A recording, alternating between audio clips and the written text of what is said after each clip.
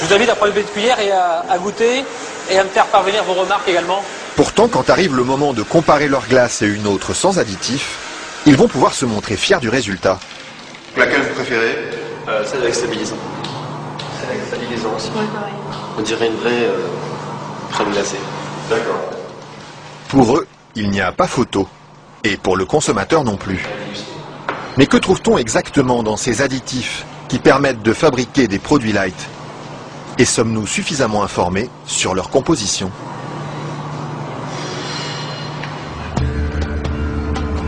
C'est à Vilvoorde, à quelques kilomètres de Bruxelles, que nous sommes allés chercher les réponses.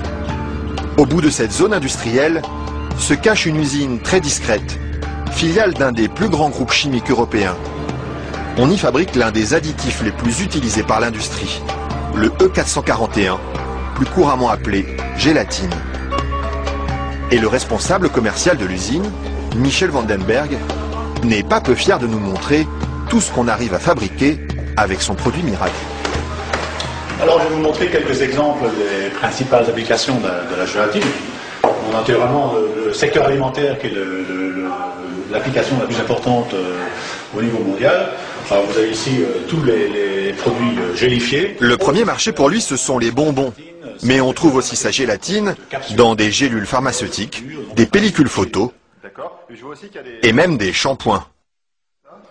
Il y en a partout de produits finalement. Ben, ce serait pas mal qu'il y en ait partout. Mais pour ça, il faut produire toujours plus. Alors ici, l'usine tourne à plein régime.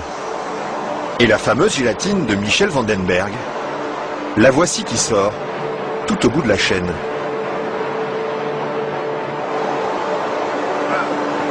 Ça c'est la fameuse gélatine. Ça c'est la gélatine. Ce sont ces spaghettis qui collent aux doigts. Il faut à peu près 3 à 4 jours pour arriver jusqu'ici. De la préparation de la matière première jusqu'à le séchoir ici. 3 ou 4 jours de transformation dans les entrailles d'une usine où ces immenses cuves remplies d'acide et d'eau bouillante font régner une moiteur tropicale.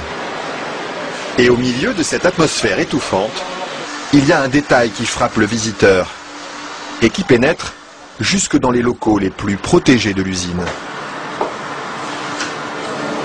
C'est pourquoi ça? Ah, c'est les odeurs.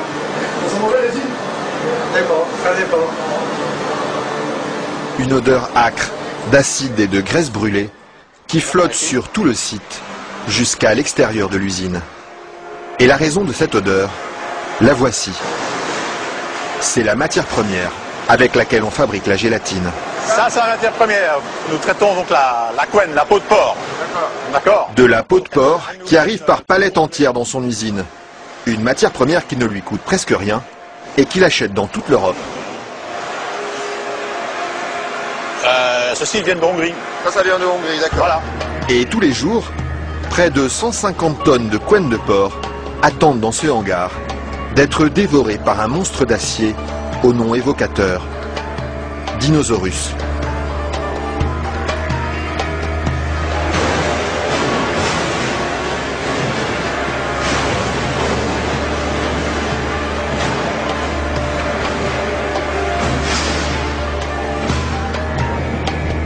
Grâce à cette matière première bon marché, Michel Vandenberg parvient à vendre sa gélatine à moins de 5 € le kilo. Un prix défiant toute concurrence qui lui ouvre sans cesse de nouveaux marchés. Et celui qui marche bien en ce moment, c'est justement le marché des produits light. Attendez, faut pas filmer ça à 1 minute. Mais voilà, ceci, qui est un beurre allégé, 40%. Alors un fromage frais, 0% matière grasse. Et chez lui, on trouve même les plus grandes marques. Matière grasse. En marque Danone, taille fine. Mousse liégeoise de chez Auchan.